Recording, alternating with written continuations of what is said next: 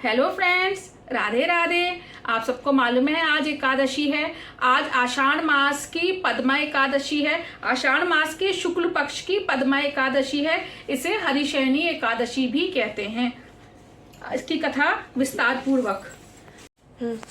पद्मा अर्थात हरिशयनी एकादशी। आषाढ़ मास के शुक्ल पक्ष की इस पद्मा एकादशी को अधिकांश व्यक्ति देवशयनी अथवा देवसोनी एकादशी कहते हैं। इस दिन से भगवान विष्णु 4 मास के लिए क्षीर सागर में शयन करते हैं। इसी कारण से इस एकादशी को हरिशयनी एकादशी कहते हैं। पुराणों में यह भी कहा गया है कि इस दिन से भगवान विष्णु 4 मास तक बलि के द्वार पर पाताल में रहते हैं और कार्तिक मास के शुक्ल पक्ष की एकादशी को अपने लोक में लौटते हैं। इन 4 महीनों में भगवान विष्णु के क्षीर सागर में शयन अथवा पाताल में निवास करने के कारण ही विवाह आदि कोई शुभ कार्य नहीं होते। यद्यपि लगभग सभी एकादशियों को भगवान विष्णु की पूजा आराधना की जाती है, परंतु आज की रात्रि से तो भगवान का शयन प्रारंभ होगा, अतः उनकी विशेष विधि विधान से पूजा की जाती है। भगवान विष्णु की प्रतिमा को आसन पर आसीन करके उनके हाथों में शंख, चक्र, गदा, पद्म सुशोभित कर उन्हें पीताम्बर, पीले वस्त्रों या पीले दुपट्टे से सजाया जाता है। पंचामृत से स्नान कराकर तत्पश्चात भगवान को धूप, दीप, पुष्प इत्यादि से पूजा कर घृत दीपक से आरती उतारी जाती है। भगवान को तांबूल, पान, पुंगी फल, सुपारी अर्पित करने के बाद निम्नलिखित मंत्र द्वारा भगवान की स्तुति की जाती है।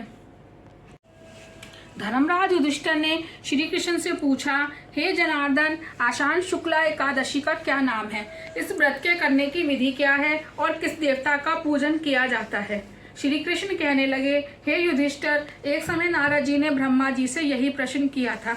तब ब्रह्मा जी ने उत्तर दिया, हे नारद, तुमने कलयुगी जीवों के उद्धार हेतु अति उत्तम प्रश्न किया है, क्योंकि एकादशी व्रत सब व्रतों में श्रेष्ठ है। इस व्रत से समस्त पाप नष्ट हो जाते हैं और जो व्यक्ति इस व्रत को नहीं करते वे नरकगामी होते हैं। सभी एकादशियों के व्रत श्रेष्ठ हैं और उनके करने से भगवान विष्णु प्रसन्न होते हैं, परंतु उन सब में भी आषाढ़ मास की शुक्ल पक्ष की यह एकादशी तो सबसे अधिक पुण्य प्रदायक है। पद्मा नामक इस एकादशी से संबंधित पुराणों में वर्णित एक कथा में तुमसे कहता हूँ। हे नारद, तुम ध्यानपूर्वक इस कथा को सुनो। सतयुग में मानधाता नाम का एक सूर्यवंशी राजा था, जो सत्यवादी और महान प्रतापी था। वह प्रजा का पुत्र की तरह पालन किया करता था। उसकी प्रजा धन धान्य से भरपूर और सुखी थी। उसके राज्य में कभी अकाल नहीं पड़ता था। एक समय उस राजा के राज्य में 3 वर्ष तक वर्षा नहीं हुई और अकाल पड़ गया। प्रजा अन्न की कमी के कारण अत्यंत कष्ट पाने लगी और अन्न के अभाव के कारण यज्ञ आदि भी बंद हो गए। एक दिन प्रजा राजा के पास जाकर कहने लगी, हे राजन, समस्त विश्व की सृष्टि के कारण वर्षा है। वर्षा के अभाव से अकाल पड़ गया है और अकाल से प्रजा मर रही है। इसलिए कोई ऐसा उपाय कीजिए जिससे प्रजा का कष्ट दूर हो। राजा मानधाता ने कहा, आप लोग ठीक कह रहे हैं। वर्षा से ही अन्न उत्पन्न होता है और आप लोग वर्षा ना होने से अत्यंत दुखी हैं। मैं आप लोगों के दुखों को समझता हूँ। ऐसा कहकर राजा कुछ सेना साथ लेकर वनों की तरफ चल दिया। वह अनेक ऋषियों के आश्रम में भ्रमण करता हुआ अंत में ब्रह्मा जी के पुत्र अंगिरा ऋषि के आश्रम में पहुंचा। वहां राजा ने घोड़े से उतरकर अंगिरा ऋषि को प्रणाम किया। मुनि ने राजा को आशीर्वाद देकर कुशल क्षेम के पश्चात उससे आश्रम में आने का कारण पूछा। राजा ने हाथ जोड़कर विनीत भाव से कहा, भगवान, सब प्रकार से धर्म का पालन करने पर भी मेरे राज्य में अकाल पड़ गया है। इससे प्रजा अत्यंत दुखी है। राजा के पापों से ही प्रजा को कष्ट मिलता है, ऐसा शास्त्रों में लिखा है। जब मैं धर्मानुसार राज्य करता हूँ तो मेरे राज्य में अकाल कैसे पड़ गया? मैं आपसे इसी संदेह का निवारण करने के लिए आया हूँ।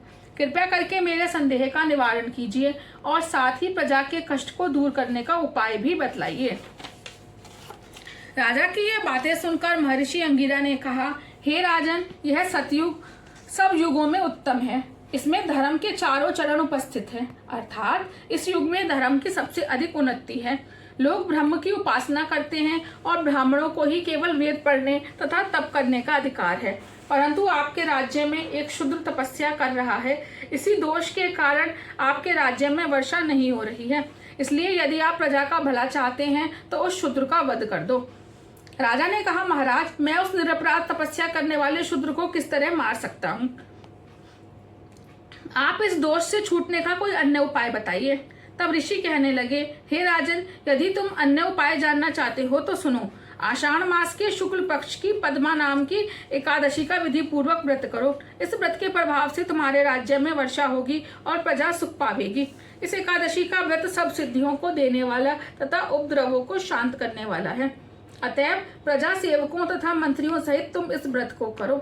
मुनि के वचन सुनकर राजा अपने नगर वापस आ गया और विधि पूर्वक पद्मा एकादशी का व्रत किया।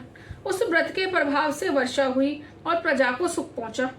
इस हरिशयनी एकादशी का व्रत सभी मनुष्यों को करना चाहिए, क्योंकि यह व्रत इस लोक में भोग और परलोक में मुक्ति को देने वाला है। इसकी कथा के पढ़ने व सुनने मात्र से ही मनुष्य के समस्त पाप नष्ट हो जाते। राधे राधे।